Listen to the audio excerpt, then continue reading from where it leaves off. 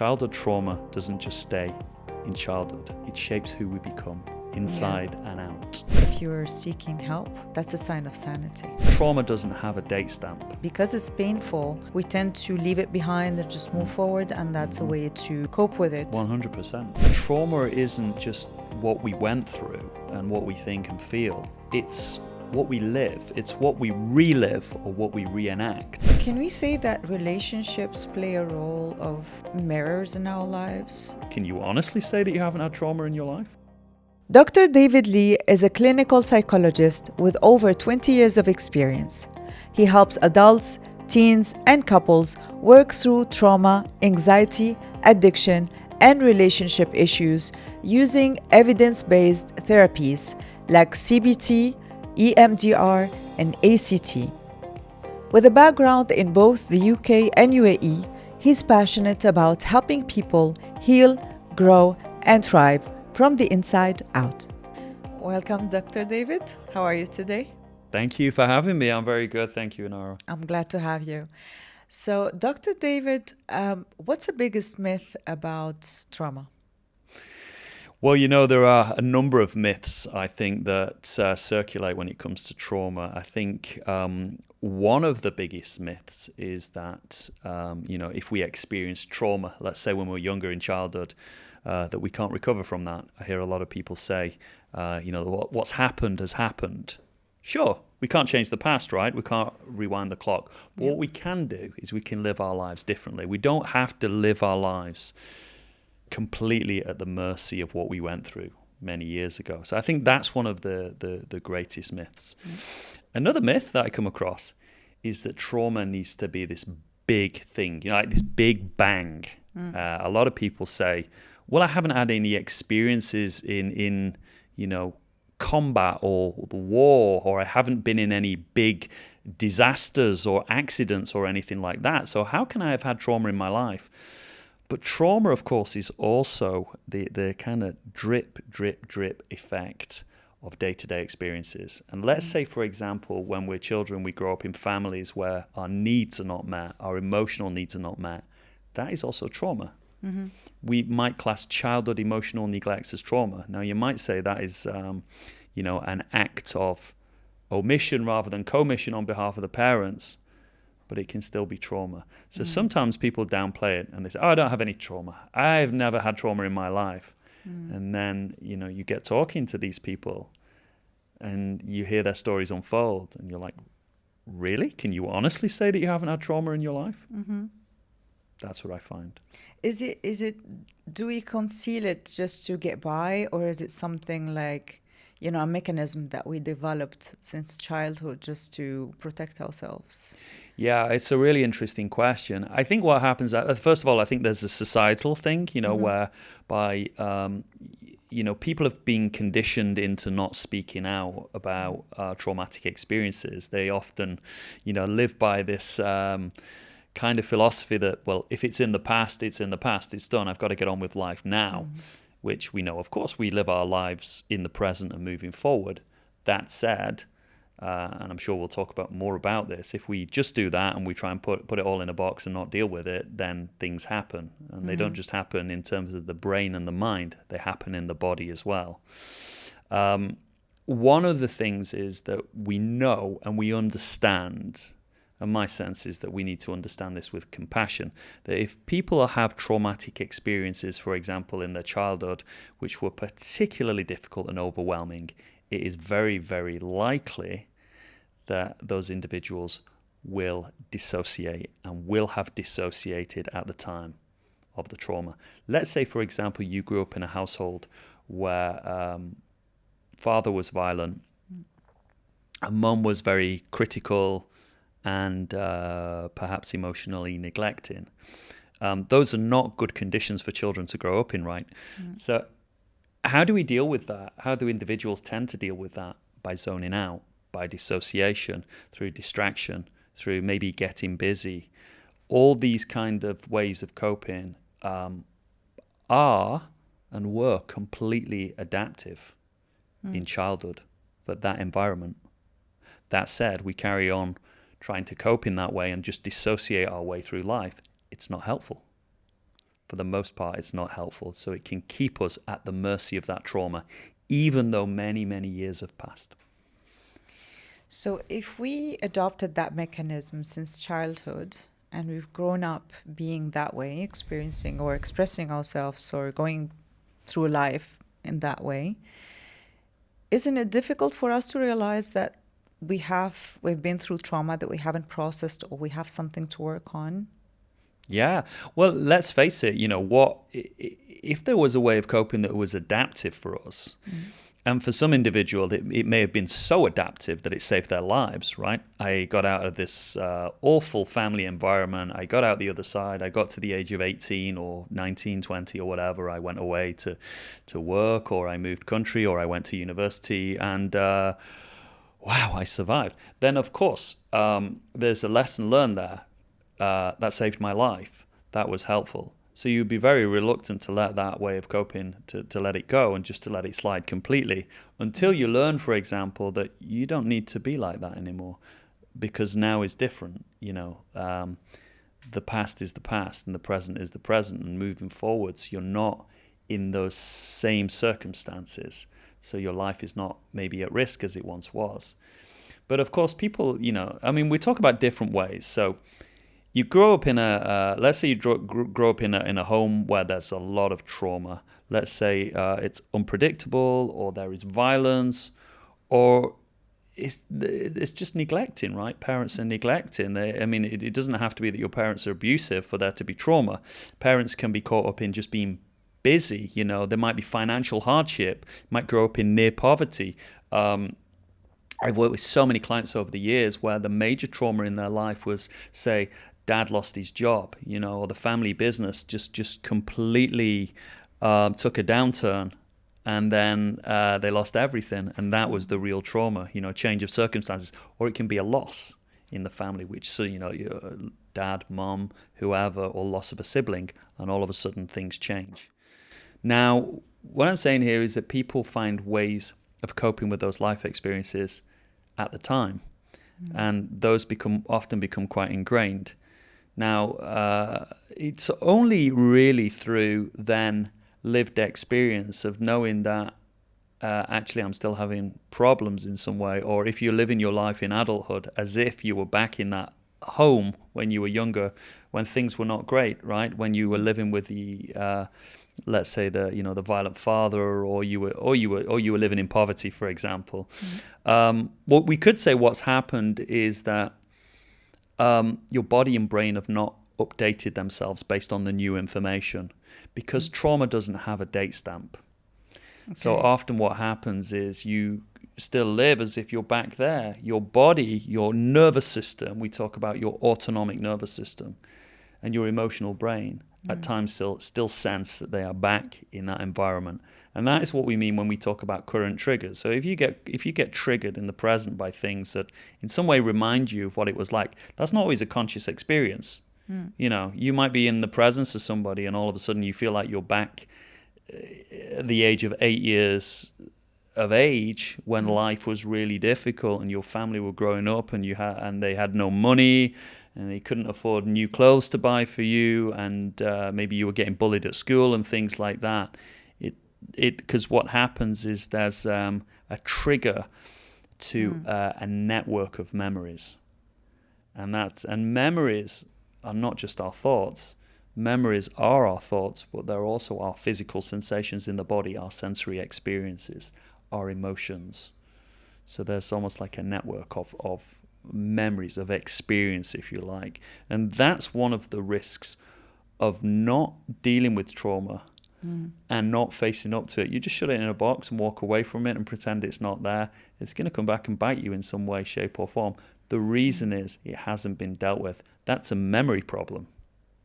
The memory has not been reprocessed, updated in some way to change, because current circumstances are different from what they were in the past.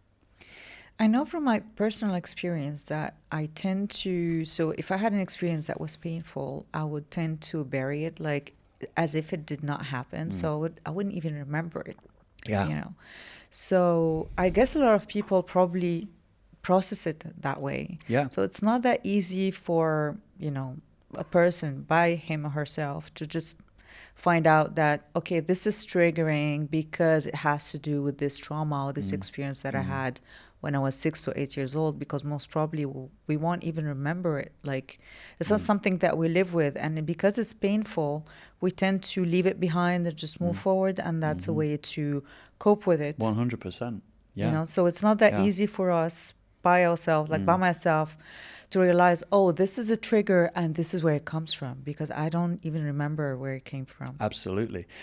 And of course, this is an issue that what we don't do is we don't, and we shouldn't, blame people and say, hey, this is coming from your past. The way you're behaving now isn't helpful, but you learned it in your past. So that's not how we do it, you know. In many ways, I speak from lived experience. You know, I'm a clinical psychologist, but as I often say to clients and as I often talk about, I'm a fellow traveler in this process. I have lived experience of, you know, trauma in childhood and having to face some of those demons in a sense. And I often share this, that my own lived experience was, you know, I lived from a place of fear and survival. So what happened as a child is I developed protectors, and those protectors were just to, you know, I would drive through walls if I needed to get to a place where I felt safe, or where I felt recognized or validated or strong. And that was often about perfectionism, overcompensation. You know, I grew up in an environment where, you know, violence was praised. I also grew up in a home where alcoholism was you know, prominent, let's just say. And there was a lot of unpredictability, aggression. And I say this because my own lived experience, which, you know, I believe as a wounded healer in a sense, drew me towards psychology and towards the work that I do, and why I have such a passion for helping individuals with trauma and addiction, because those are my two real intertwined areas, I guess, of you know, I guess of specialism is what I take such an interest in because of my own personal journey, which is I've then gravitated towards working with clients who would benefit from help in those areas. But my point here is that what we learn in childhood, it's not like to be shamed. And when we compartmentalize, let's say, or dissociate in our adult life because, you know, we don't realize, for example, that we're overworking, or we're you know, we're so focused on being at the top of our game or earning more money or whatever we're doing, it takes somebody to say to us, hang on, why do you keep doing this? This is not an old strategy that came about when you were younger. Yeah. Some people never see it. Some people just carry on powering their way through life, or dissociating their way through life, or avoiding their trauma. I mean, let's face it, this is what addictions are about quite often.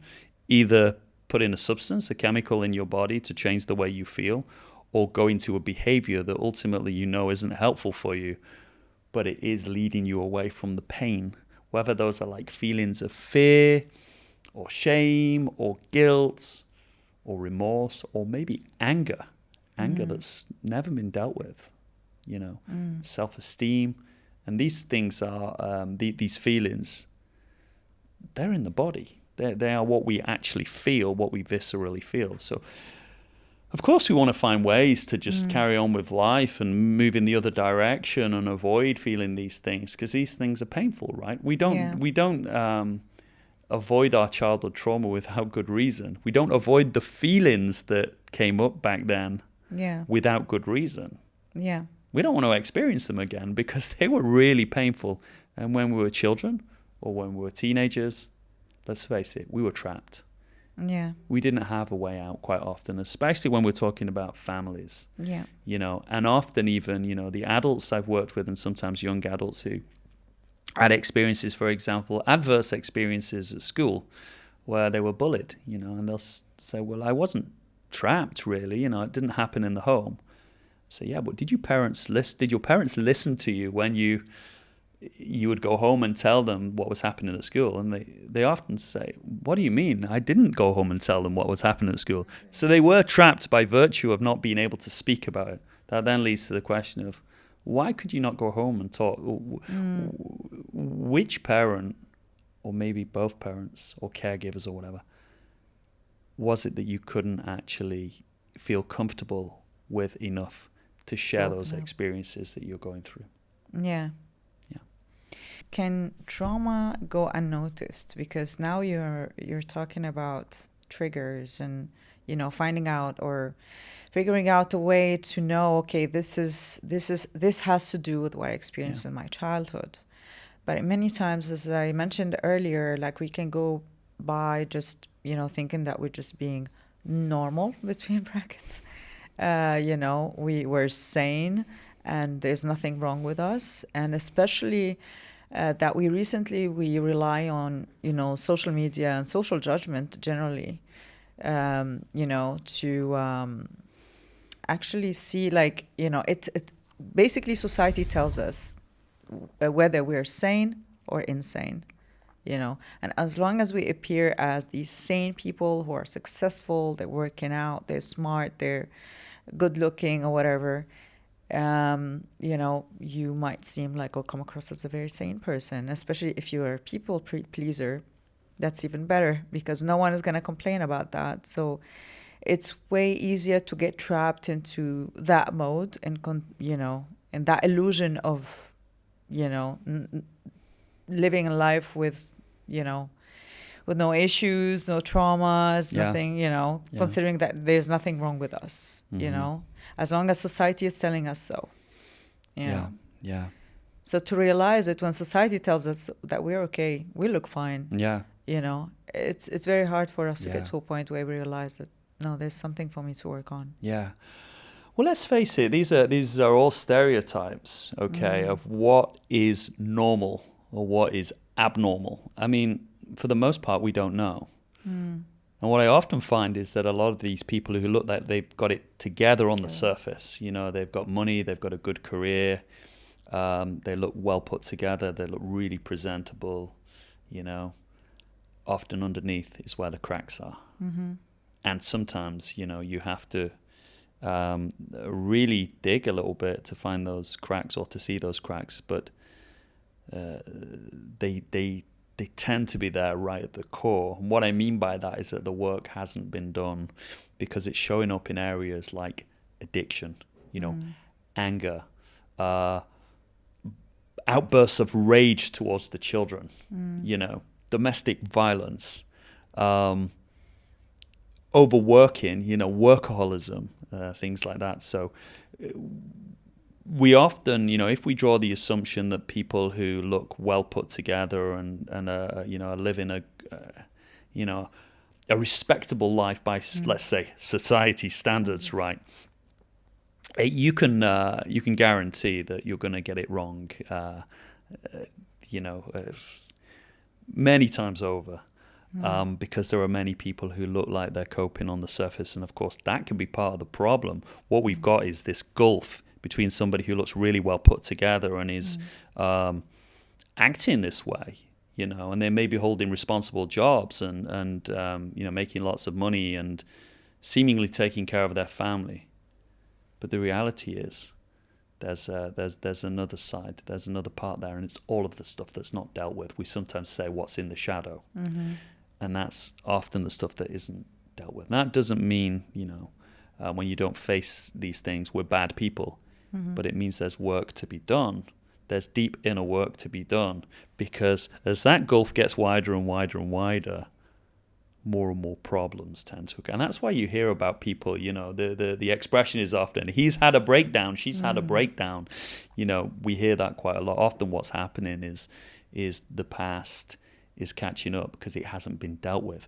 Because many people, especially in, for example, in this region, where we live now, many people are overcompensating for what they feel are shortfalls. So what can appear on the surface as high self-esteem actually isn't. It's overcompensation for core low self-esteem, toxic shame.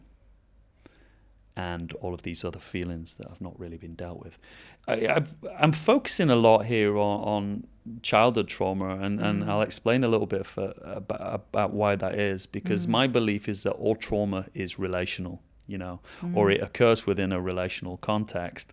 So often, even when trauma occurs in adulthood, it's not often isolated events. If somebody has an isolated event like a road traffic accident in their adult life, but they've had a perfectly loving, caring, happy childhood, that individual tends to adjust very well. Okay, it was a road traffic accident. Maybe I picked up some injuries and my car was, damaged beyond repair, and I have to learn to walk again or something. But often people become very well adjusted there in the face of that. When we've had extensive childhood trauma that hasn't been dealt with, therein lies the problem. And there is a lot of talk in this day and age about what we call ACEs, ACEs, adverse childhood experiences.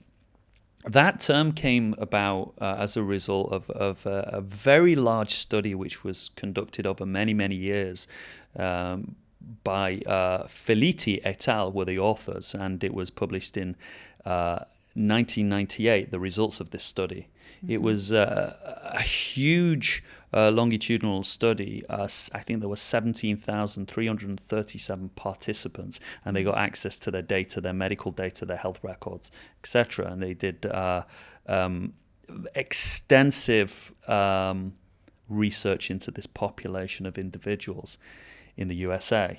And it was the first study of its kind that had really explored the effects of childhood trauma, or ACEs, on long-term health.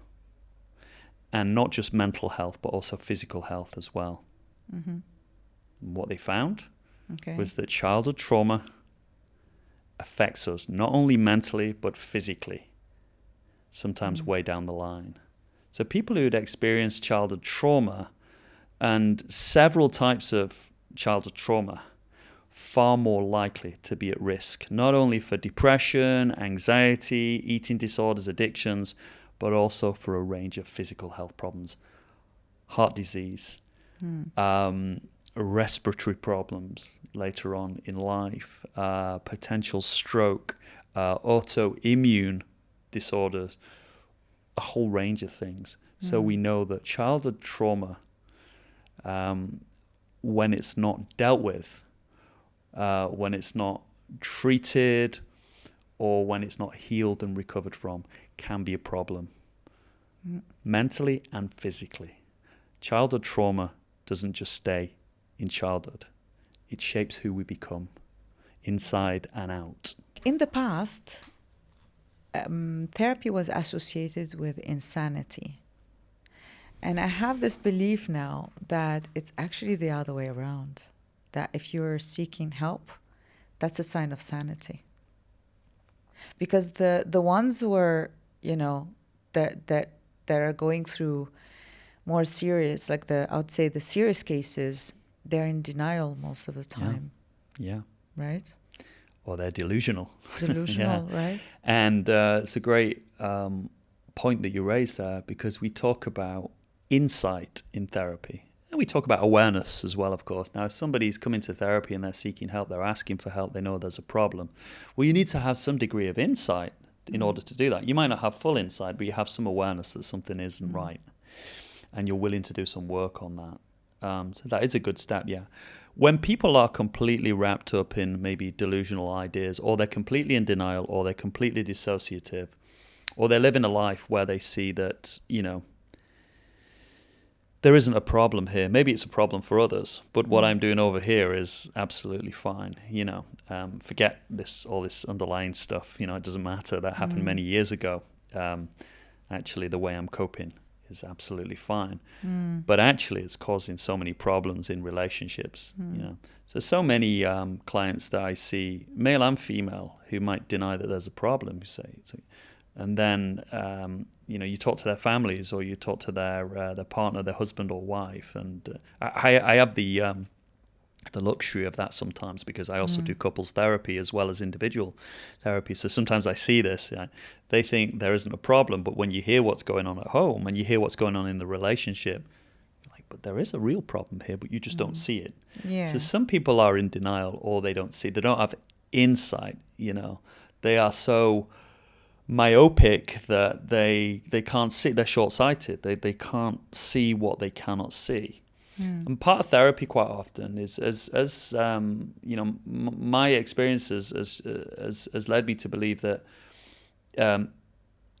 as people undergo a process of recovery and healing, if you like, let's say from childhood trauma, that what happens is that there becomes an expansion of their insight, their awareness, and that comes about in terms of the way we think, but also the way we feel. Okay, it's really hard to look at and acknowledge something. In fact, you might say it's impossible to do that if when you feel it in your body, it's unbearable. If it feels unbearable, you're going to pull away from it. Yeah. Or your body's just going to take you away from it naturally anyway. So how do you look at that? I mean, there are ways to do it. There are psychological treatment approaches that we have that are really, really helpful for doing that, for helping an individual to very gradually start to face this stuff. And sometimes not to have to relive it, but to do the work that allows their body and their brain, their nervous system, to process what happened and to help them understand, you're safe now. You're free from that now. It happened a long time ago, but it's gone. Yeah. And that's not just the thinking. Anyone can say that rationally. Yeah. We can know that where we are, let's say at the age of 40, is not where we were at the age of 6 or 7 if we had a difficult childhood, right? But the body keeps the score. That's what we know. That's the title of a now acclaimed book by Bessel van der Kolk, who is one of the world's leading authorities in terms of trauma research and theory. He's professor of psychology in the USA, and the title of that book is quite profound, because that is what we know, is that those memory traces are in the body. The body keeps the score. When we come to feel different, we can move on with our lives. We're like, oh yeah, this feels different all of a sudden, because I'm not trapped in the horror and the terror of what once was. Interesting. I think I'll go back to my personal experience, because that's my main reference. Yeah, absolutely. And I think it is for most of us. Yeah. Most of us, yeah. And I think what's been helpful for me to actually find out that I had things to work on, that's been really helpful. One was relationships, and 2 was discomfort. Yeah. Like there were moments of discomfort where I felt that I didn't have the courage to do something, or I couldn't speak up, or I felt that I wasn't treated well, but I felt helpless. There were those feelings that, I don't know if they're triggers or what, but there were moments of discomfort where I felt, where does this come from? And I see these people, they're comfortable. I see other people being comfortable in those situations, and I'm like, I feel like held back. Like, why can this person speak up? And I'm like, and there's nothing holding me back, but it's just like feeling of helplessness. Yeah. Well, we say, that trauma isn't just what we went through and what we think and feel. It's what we live. It's what we relive or what we reenact. Yeah. So if you felt helpless when you were young, let's say you had certain experiences, without going into those completely, you can guarantee that, unless you do extensive work on these things, and let's face it, most people don't until probably they're around the midpoint of their lives, 30s, 40s, 50s, right? You can guarantee it's going to show up in some way. And usually how it shows up is in our relationships, because again, all trauma is relational, right? So why would it not come up in your intimate relationships, in your romantic relationships, or in your friendships, for example? Because they are all about attachments. If you were let down when you were a child and you were growing up, let's say by your parents or other family members or people that you trusted, for example, if your trust was breached or violated, of course that will show up in some way until you learn to trust fully. Because often what's happening is at an unconscious level, our body is signaling that we don't quite trust here, or we got to test out this person, or we got to get to know them fully, and so what's happening, you can guarantee, whether it's through there were many years ago, there were a lot of talk about attachment styles, but I often think that the way that we attach to other people is quite fluid, quite often. But you can often, or I can often, working with clients, kind of see somebody who might have a kind of avoidant attachment kind of style, if you like. Somebody who's quite emotionally avoidant. They struggle to get close to people often because they don't trust, or they don't want to be seen. They don't authentically want to be seen because they're often terrified of what.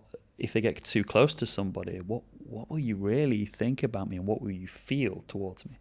And then you get a lot of people with ambivalent kind of styles, which is a bit of both. I can withdraw and pull away and avoid, especially if I'm getting too close to somebody or feel vulnerable. But at the same time, it can be quite needy, or the term used to be codependent, which often that term gets looked down upon now. I haven't got a real problem with the term codependency, but the idea that we often center our own emotional needs in somebody else, that we say, oh, that's the solution. You might say, to use Freudian or Jungian language, we project. We project what is uncomfortable in us onto another person. So they become the solution. I need you to fix me. I need you to always be there for me, to give me that support. And, that's... often comes back to early attachment relations and the fractures, or else the complete lack of. If you had a complete lack of trust in childhood, or if you were abandoned or violated, of course, we know that will affect what you believe to be true about yourself. And we sometimes say your core beliefs, but also what you feel about yourself as well, in a deeply ingrained way that can show up in your relationships, in your adult relationships. When we start to do the work, though, my sense is this, that our relationships are close, intimate relationships, including with friends, but I think to a greater extent with partners,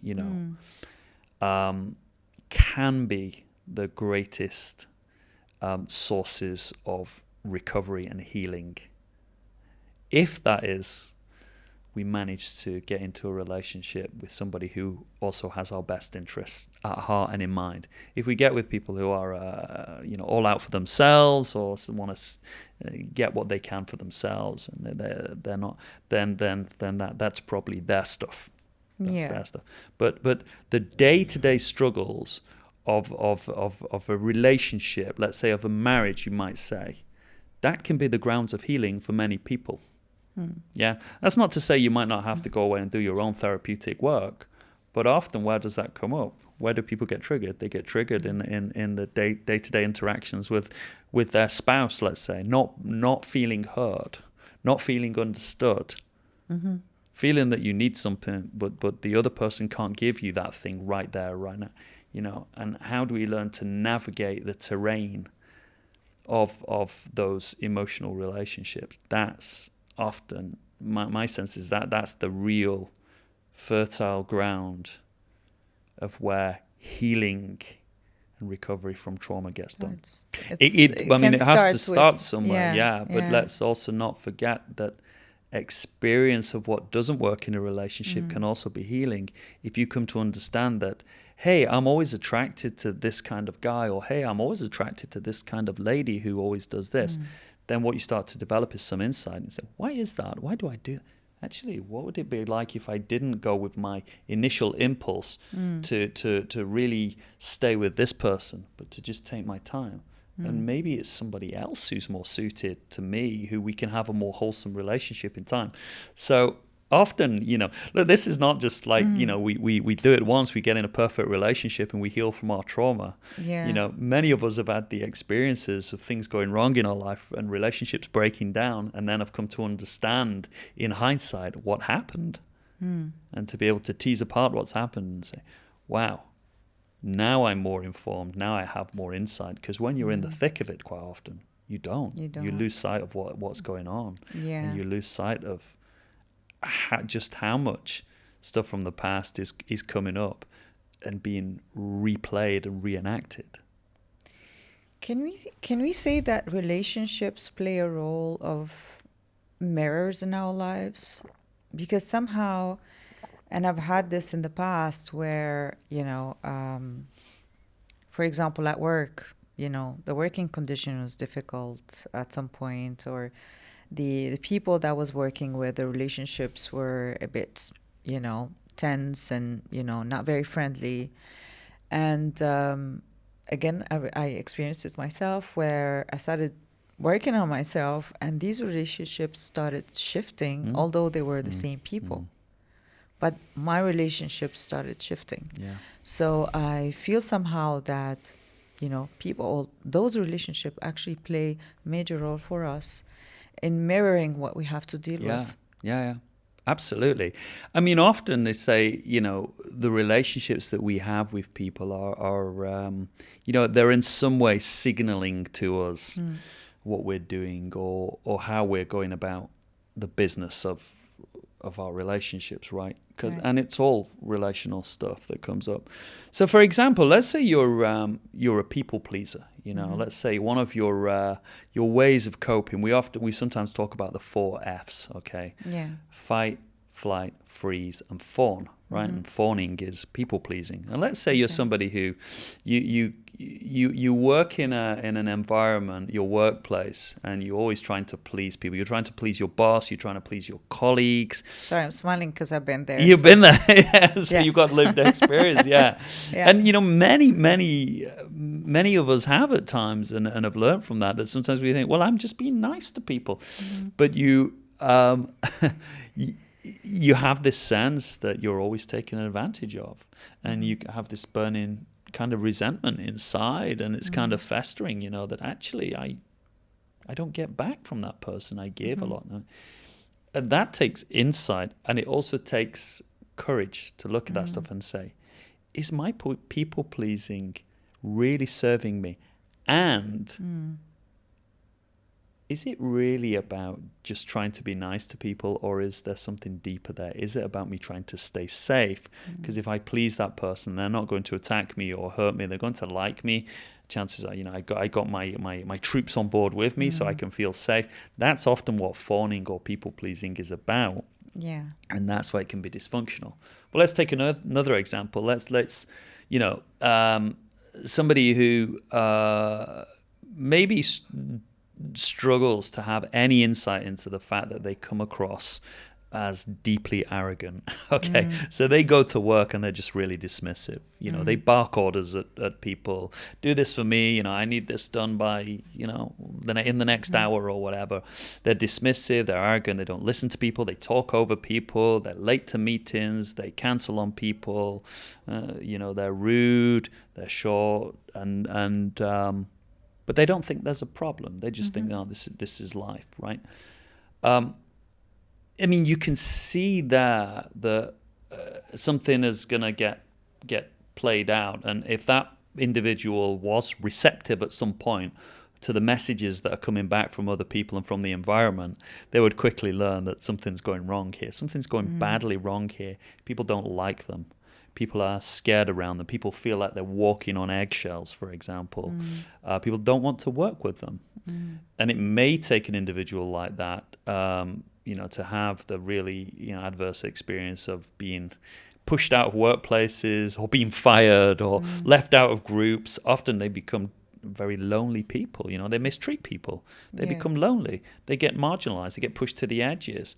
And the only way that people actually come to respect them in any way is because they're scared of them, because they may have, be in positions of authority, and which is another story that I hear a lot in the clinical work that I do, is people who've been so badly treated by bosses or line managers like this. But of course, that also demands courage to look at yourself and think, what is going on here? Why am I acting like this? Why am I treating people so badly? And why am I getting pushed out? And why do people not trust me, for example? We can only use our relationships as feedback when we become open to looking at it. Yeah. And we become willing to do the relational work, because it's not easy, right? even in like a dyad in a two-way situation, for example, when I do couples therapy, to actually look at what's going on and to look at what you're not doing and not giving to your partner, or that you're not listening to them or whatever, it's quite painful to look at, to be able to face up to it and say, yeah, that is me, isn't it? And often that stuff is unconscious, because it's coming from old wounds quite often.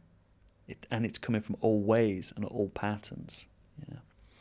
And we tend to justify it, right? Like people pleasing, I think it's quite a trap, as I said, because I experienced it myself. So it's like, you're being nice, everyone likes it, everyone is happy. Yeah. So, what's the harm? And I think it's a serious trap. Yeah. Because it holds you back, because you start, before doing anything, start thinking about others, what they're going to think, or what your image is like. And, and actually no one cares. Yeah. I realized that actually no one cares. And it doesn't matter. And for those who matter, they don't care. Like those who matter don't care, So, and I think the same thing with, righteousness. I think that's another trap, because that arrogant guy, he would justify it, by just being professional, or just being right all the time. Yeah, or the need to be tough, and to call a spade and to say it as it is. Yeah. As opposed to just being rude and obnoxious to people. Right. Yeah. So it's very easy to justify. Like people pleasing could be just seeing as something virtuous, especially for women. We've been told oh, you need to be submissive and things. In certain cultures, that's how we've been brought up. Yeah. This is how you should please others for you to be, to be a good woman or good person, And then the question is that if that's what you do, so effectively you become acquiescent, to the other's needs, but your own needs get subjugated. They get pushed down. Yeah. So we could say then, well, what happens to your needs, your core emotional needs? And my sense is this: as far as people pleasers are concerned, what often happens is that there is resentment that built up that doesn't get dealt with. There's a burning, and it only shows when it blows, when there's a rage or an outburst. Yeah. But often that outburst isn't dealt with, because what happens is you go back to the old people-pleasing ways, and it gets pushed into the shadow again, because it's really difficult to look at. Why? Because it often gives rise to shame as well. If you're usually a nice people-pleasing person, but all of a sudden you blow up and you shout and you scream at somebody, how do you reconcile that? Because often what it's easier to do is to say, that didn't happen, push it away, because there's a lot of shame there. You go back to people-pleasing again. And there's another way in which people-pleasers get unstuck, and that's when their people-pleasing doesn't work, because they think they're people-pleasing. But actually, if you take Mr. Arrogant that we talked about before and you start to try to people-please to him, what often happens is he's either going to really take advantage of you, or he's going to get incredibly frustrated with you. And probably a lot of people-pleasers talk about the experience they have with somebody who just seems to punish them regardless. They're trying to please that person, but that person is critical, punitive, punishing. In other words, the fawning doesn't work. And my sense is because there are some people who, it's not just that they see through the people-pleasing, they are viscerally affected by it. It's unbearable to them. And often, look, to help somebody who's caught up in people-pleasing as like a strategy, you might say as a safety-seeking strategy, it's delicate work, right? Because you've got to bring to that individual's attention that probably people-pleasing doesn't always work, and you can't please everybody. But also to manage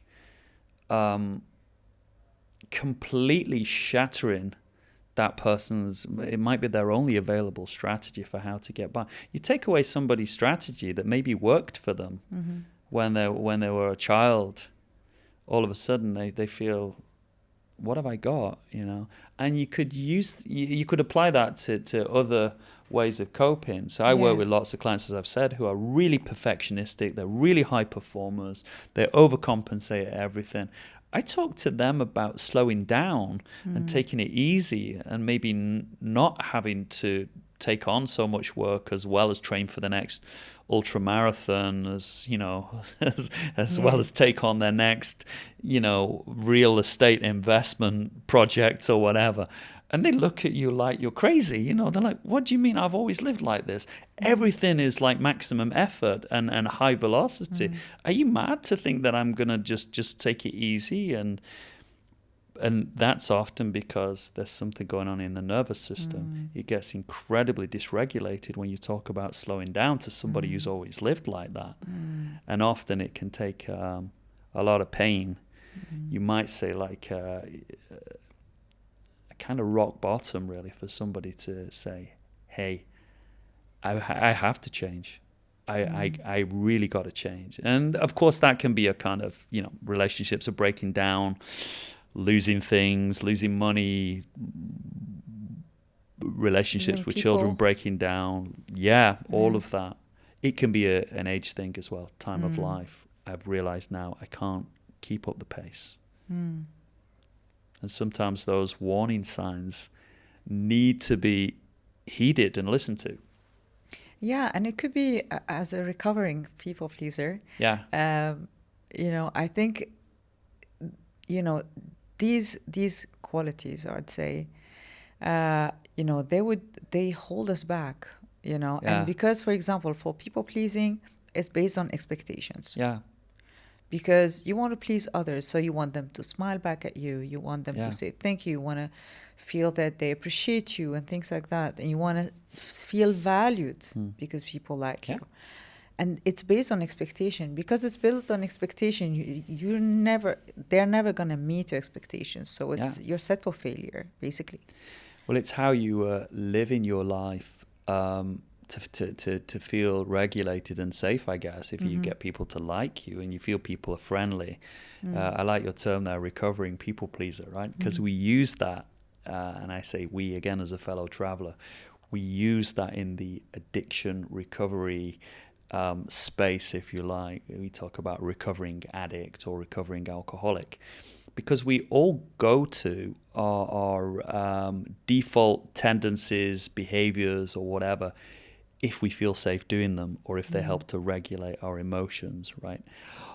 Our nervous systems, our autonomic nervous systems, are always scanning. They're always scanning people. They're always scanning the environment. They're scanning what's out there. And they're scanning also what's going on in here within us, and they're scanning in between as well. So you could say we're always looking for triggers, cues of danger. And we're always looking for glimmers, cues of safety as well. This is a realm of what we call polyvagal theory, and that's how our vagus nerve, which is the longest nerve in the body, by the way, it runs from the brainstem down into the organs, and it's basically it is the functioning of our autonomic nervous system. But polyvagal theory basically says that we are always looking to return to a place of safety where we feel safe, emotionally safe. We call it ventral vagal safety. But quite often what we're doing is we're scanning, our body's scanning anyway. We don't quite feel safe, so we're in a kind of fight or flight, or we're mobilized to take action. You know, we're vigilant or hyper vigilant, to use the term. Or we crash. We crash into what we call dorsal vagal shutdown, which is that we can't sustain always being activated. So sometimes we get stuck in this place of feeling lost or empty or drained. Yeah, absolutely. That's like where we can get to when we get depressed, right? So what our body's always doing, whether we like it or not, whether we're conscious of it or not, it's always scanning for cues of safety, cues of danger.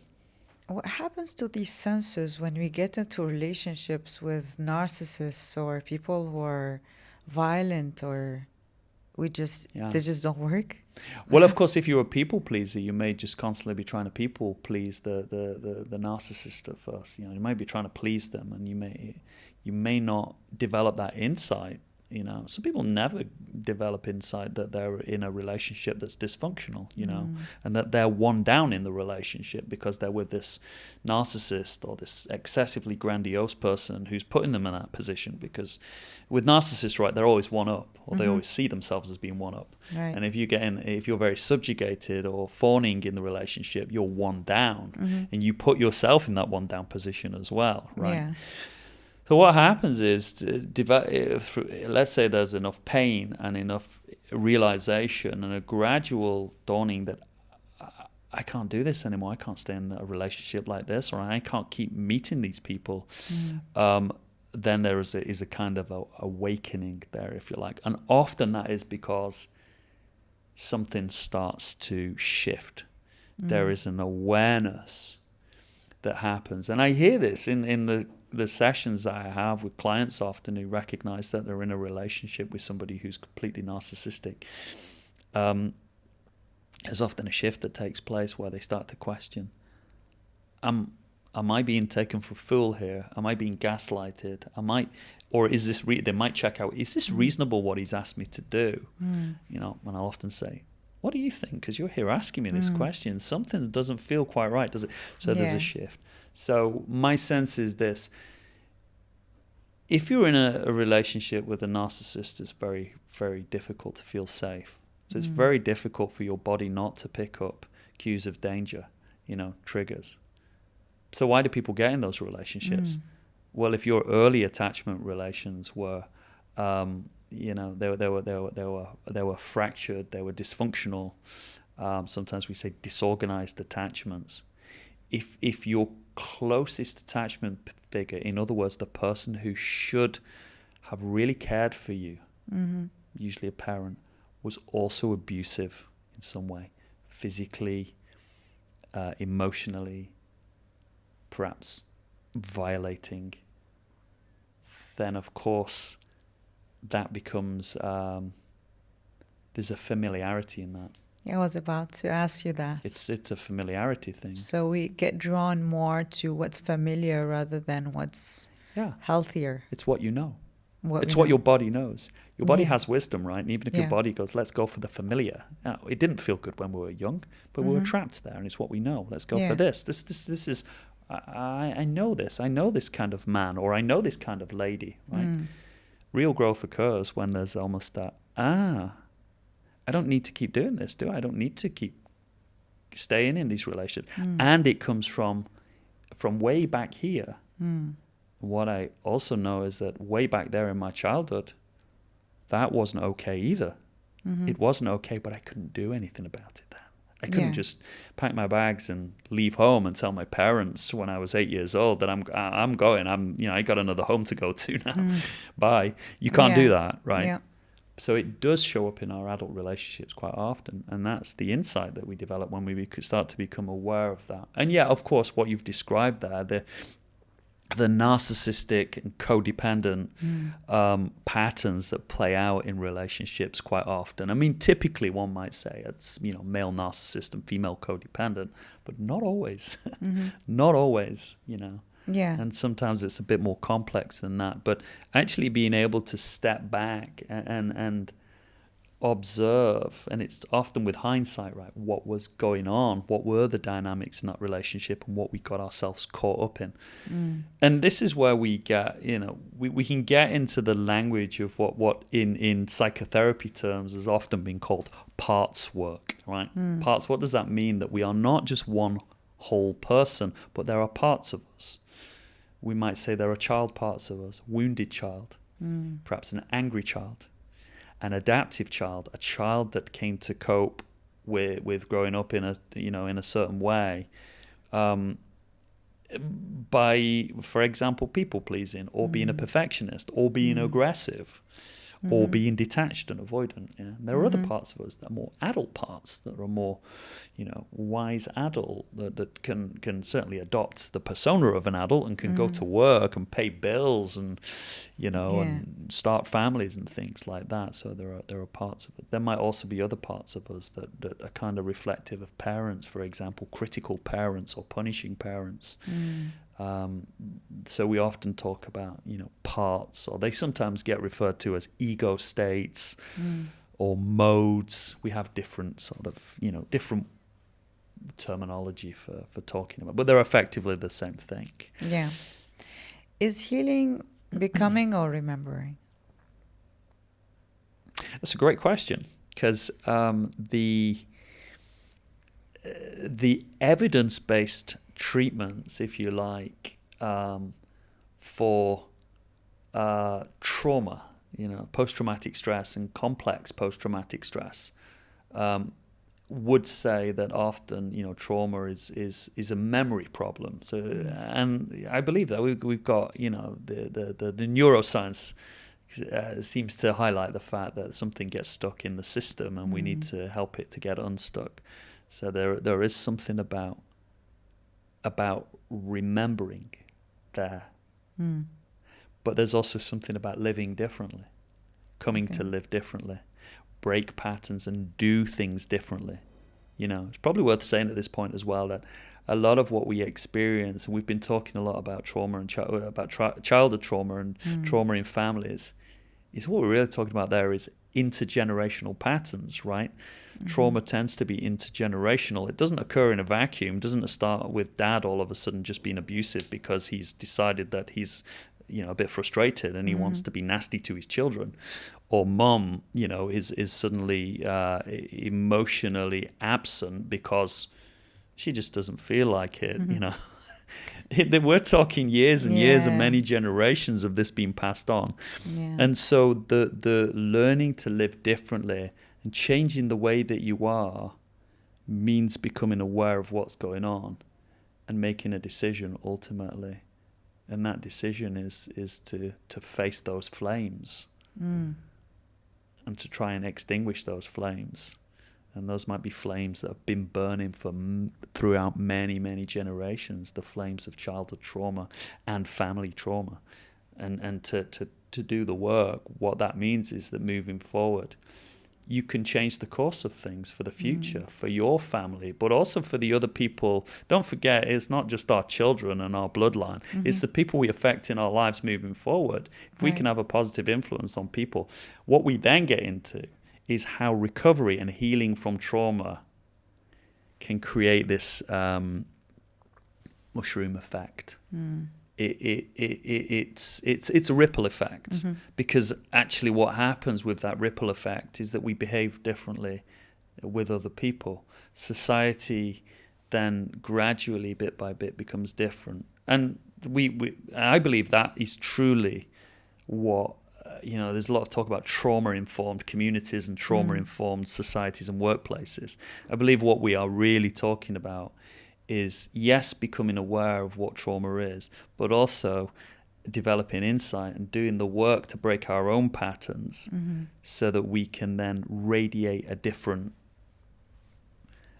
message, if you like, a different way of being, to be more loving, to be caring, to be compassionate, but also to have courage to face this stuff, right? Because it's not easy to do this work. No. It's not just softly and wishy-washy and let's just, let's be all, loving and caring and compassionate to ourselves. Because then we don't do the work. We don't look at the stuff that needs to be looked at. We don't break the patterns that we need to break. Yeah. We can't do the reprocessing work that often needs to be done.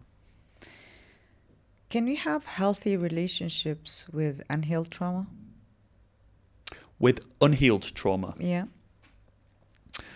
It's a good question, because you might say, well, what is unhealed trauma? Yeah.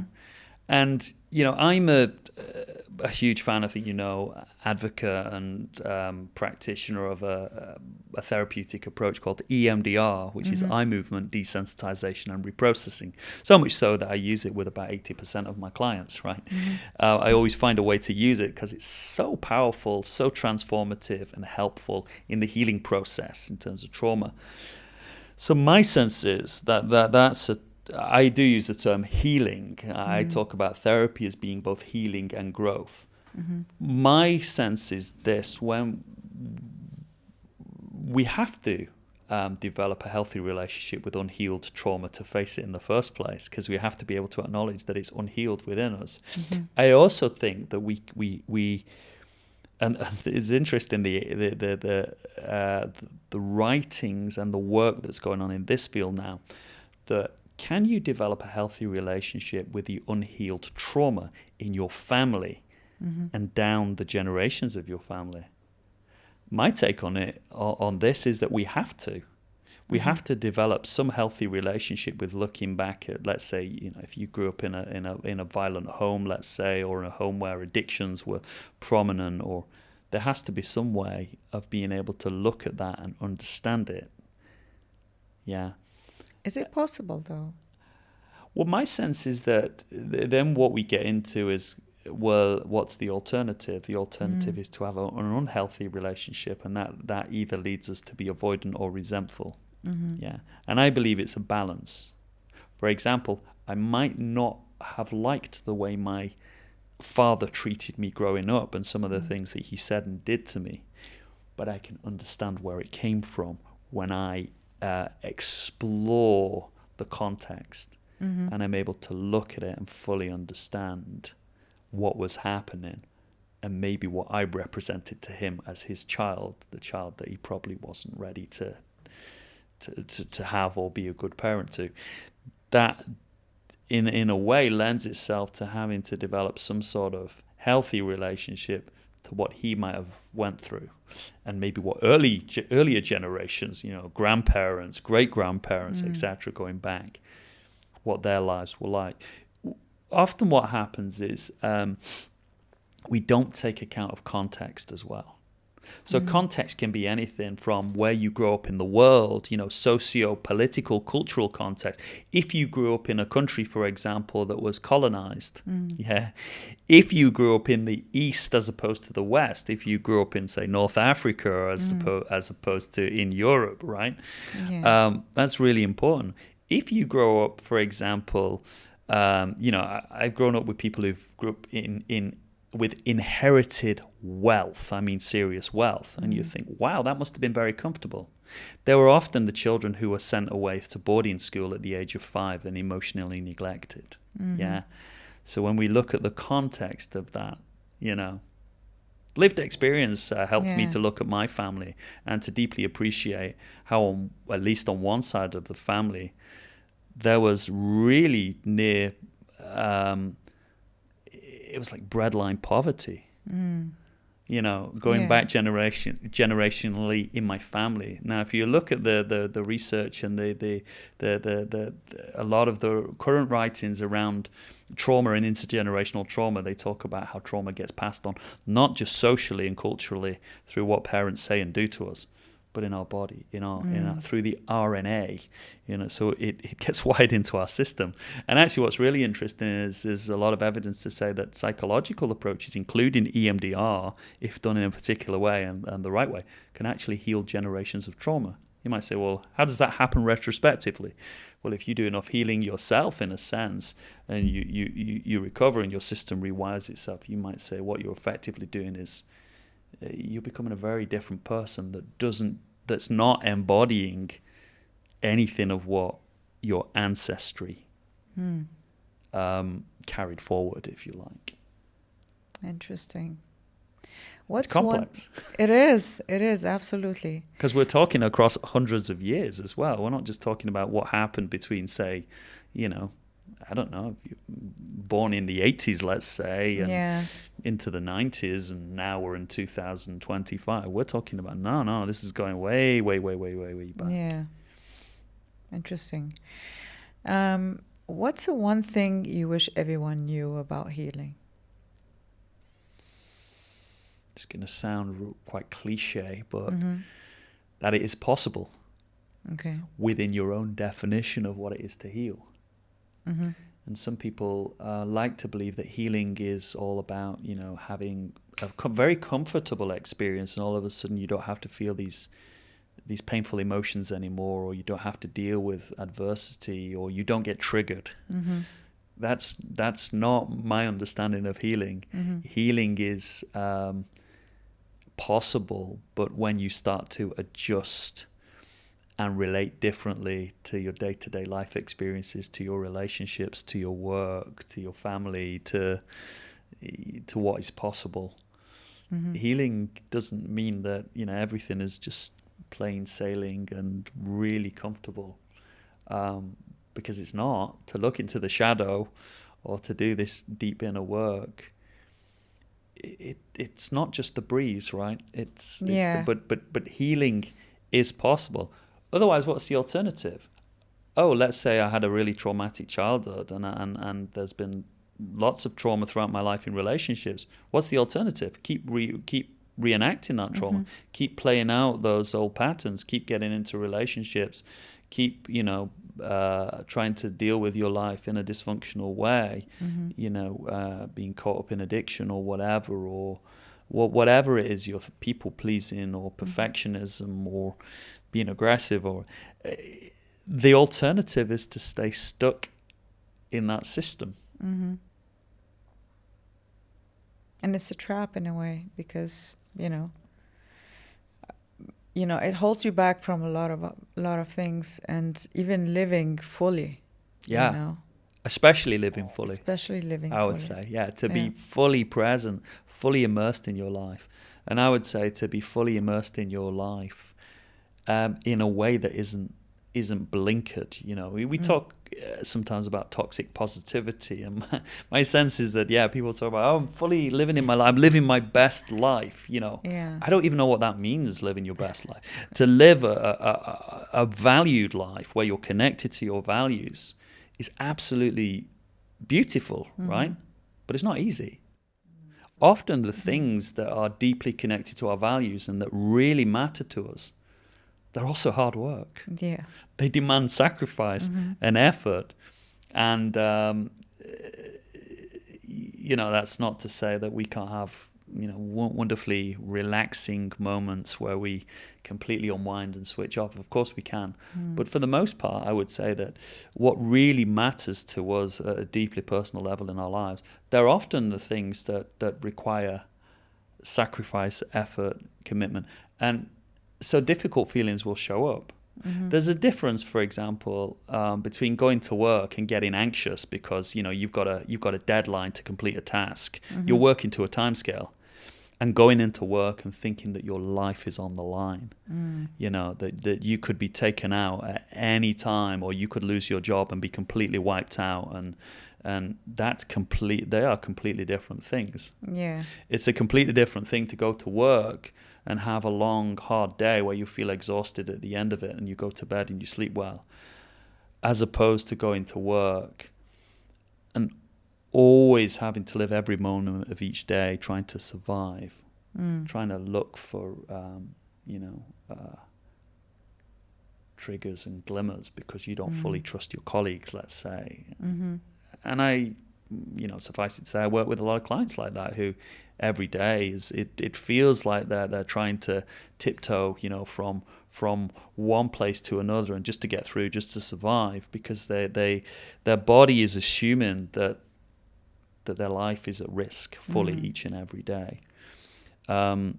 So we learn to face difficult feelings. We don't just want utopia and joy all of the time. Yeah, of course we want joy. We want joyful experiences.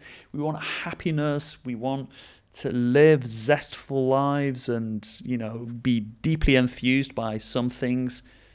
But let's face it, often those things are hard work as well. You know, you really want to take on a project in your life that's meaningful to you. You want to write a book, let's say. Great. But don't for a minute think that it's all going to be just a walk in the park and joyful. Yeah. It's really hard to write a book.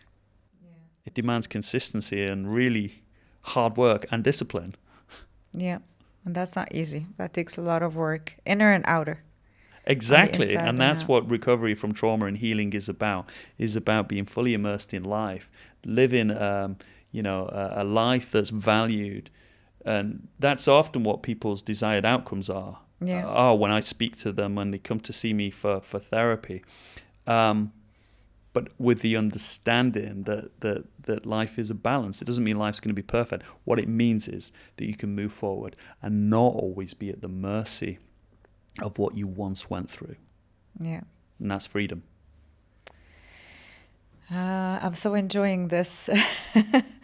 But I'm afraid we got to the end of our episode for today. However, I'm going to ask you if you're working on anything these days. I'm always working on something. I'm very busy with my my work with my clients, so my clinical work takes, up a lot of my time. But I have a project that is, I suppose it's in the infancy at the minute. You see, the two intertwined areas that I talked about before that I'm really interested in are recovery from trauma and addiction, and I believe that the two go together. My own lived experience has taught me that, as well as the work that I do, the clinical work that I do. As a clinical psychologist who specializes in therapy these days. And also, I trained as an addiction recovery coach as well. So, but I have plans to write a book, and that book is really, it's about the synthesis of my own lived experience and the work that I do as well, and how the two come together. The cliche way of saying that is, why did you become a psychologist? But it's more nuanced than that, because my life took many twists and turns, and there were many points, even as a qualified psychologist, where my life changed, and I did further work, inner work, and come to realization. And so there's a project I'm working on, which is a book, which I'm planning to write. I have, some ideas where I'd like to go with it. Partly memoir, partly autobiographical. But it's also kind of bringing in some other stuff as well. And it's the blending of, I guess, the psychology with spirituality as well, which we haven't talked about too much today. It's the transpersonal as opposed to the personal. My own recovery from trauma and addiction has kind of been more of an integrated spiritual experience as well as a psychological one. So I want to write about that. I want to sort of tell my story in a sense and set it into a content, like a bit of a memoir, but autobiographical, and also talk about healing within families as well, and how that's possible. Interesting. That's something to look forward to. Have you thought of a title? I got a few ideas, but I don't want to say too much at the minute. Actually, I'm thinking of the next book after this one as well, and I have a title for that, but I don't want to say too much right now, because I know I'm very fickle as well, so I might change my mind on this. But I think I know, where I'm going with it. But more shall be revealed. As they say. And I would ask you if you have any piece of advice that you could share with our viewers or listeners. It could be within the theme for today, or it could be something in general. I think I'll keep it very consistent with the title of the podcast, Inside and Out, because for me, a lot of what we've been talking about today comes back to the idea that there is often a misconception between what is, let's say, mental or psychological and what is physical, the inner and the outer. And the inner, what we think and how we behave, for example, that being the outer. I mean, my sense is, my advice is really, or my invitation, if you like, 'cause I don't always like to give advice, I like to invite people to consider, is, if you were to look at that a bit more broadly, what would that be like? If you were to think that the inner is the outer and the outer is the inner, that the two go together, and also that mental and physical health, they're not mutually exclusive at all. They're one and the same. They might be flip sides of the same coin, but they often manifest as each other. What we think manifests as what we feel, and what we feel affects the way that we think, etc. And we know that, what's going on in the body is deeply connected to what's going on, in terms of what we think. And I think that is what I would say is it's more of an invitation to think about how the internal and the external in our lives, the inside and the out, are one and the same. They're interconnected deeply, always. Yeah.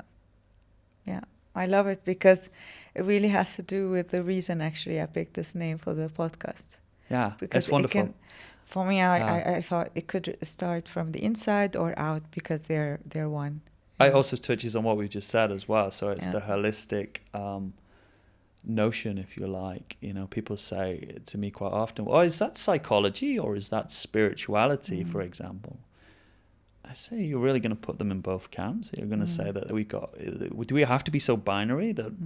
And that, my guess is, reflects my own where I come from at this stage in my life and career. Yeah. Is that I cannot not think of them as interlinked. You know, to think transpersonally, that I'm not just one individual and then I'm sat facing another individual who we are not connected in any way. We all live in you know, an ecosphere of experience and energy and you know, relational experience day to day, that it's just so it's to oversimplify it to say this is me and this is that person, and there's an interconnectedness about our universe and about life and the way that we live. We could go really deep here because then you get into the idea that, well, what is time? And, Yes. you know, Yeah, and yeah, is time what we think it is? Is it as linear as we think? Anyway, we have to draw a line somewhere. Probably that's for another time or another speaker. Absolutely. It would be a joy to have you again. I can assure you I'd be that. delighted. So, yeah, absolutely. So it's been a pleasure to have you. It's been a real pleasure. Dr. Thank you for David. having me, and I really it's been a appreciate joy. it. It's my pleasure. Thank you so much. So this is the end of our episode for today. This was your host, Yanara, Inside and Out. Stay blessed, everyone.